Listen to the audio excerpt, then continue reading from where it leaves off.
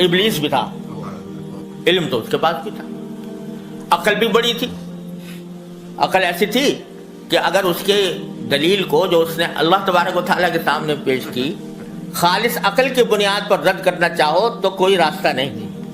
ये खलक़तनी मिन नारिन व खलक़तहू मिन तीन, तो सिर्फ अकल की बुनियाद पर अगर जवाब देना चाहो इस दलील का तो हमारे लिए मुश्किल है उस अकल की बुनियाद पर जवाब देना।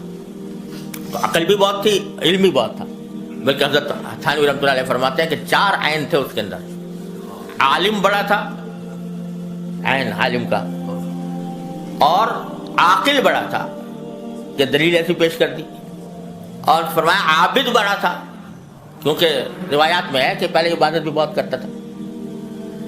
तो आलिम भी था, आकिल भी था, आबिद भी था। फरमाया चौथे ऐन की कमी थी कि आशिक नहीं था।